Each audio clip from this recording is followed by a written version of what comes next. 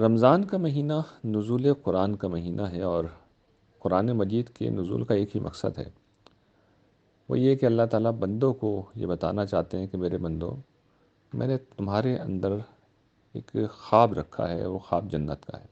یعنی ہم میں سے ہر شخص اپنی زندگی کو آپ غور کیجئے کہ جنت ہی بنانا چاہ رہا ہوتا ہے۔ ہم جو کچھ بھی کرتے ہیں اصل میں وہ اپنے خوابوں کا ایک محل ہے، جو ہماری جنت ہے وہ ہم بنانا چاہتے ہیں۔ اس میں ہماری تمنائیں ہیں، ہماری امیدیں ہیں، آرزوئیں ہیں، خواہشات ہیں، ہمارے حوصلے ہیں۔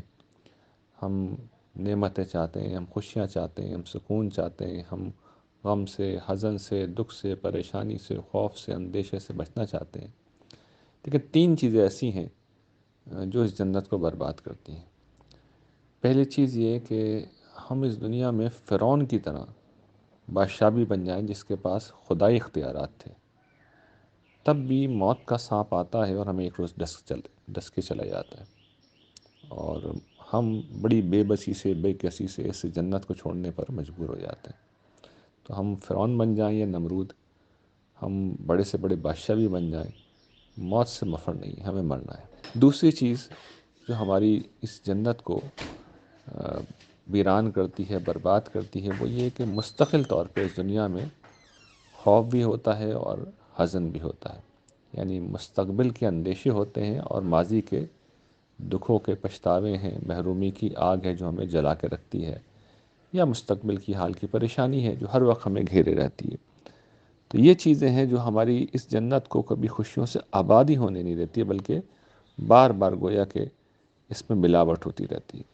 اچھا، کسی طریقے سے کچھ لوگ اگر اس مرحلے سے گزر بھی جائیں اور وہ نعمتوں بھری ایک دنیا آباد بھی کر لیں، تو بڑا المیہ ہے اس دنیا کا کہ اس دنیا میں ہر نعمت جیسی ملتی ہے بے وقت ہو جاتی ہے۔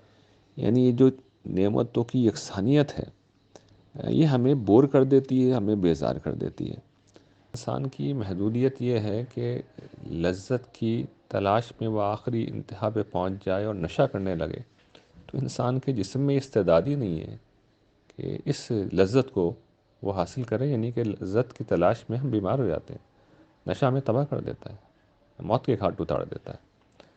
تو یہاں پر قرآن مجید آتا ہے اور پھر اللہ تعالیٰ یہ اپنے بندوں سے کہتے ہیں کہ میرے بندوں، میں رحمان ہوں، میں رحیم ہوں، یہ خواب میں نے تمہیں دکھایا ہے، لیکن تم اس خواب کی تعبیر اس دنیا میں نہ ڈھونڈو، اس خواب کی تعبیر تو میرے پاس ہے۔ میرے پاس اس حال میں آؤ کہ میں تم سے راضی ہوں، تو پھر میں تمہیں وہ دوں گا جو تمہارے خوابوں کی تعبیر ہے۔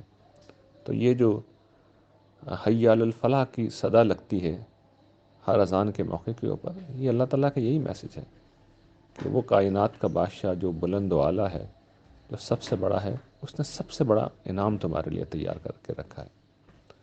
تو اس انعام کو پانے کا موقع ہے رمضان، اور انشاءاللہ اس گفتگو میں ہم اس کے سارے عملی راستے سیکھیں گے۔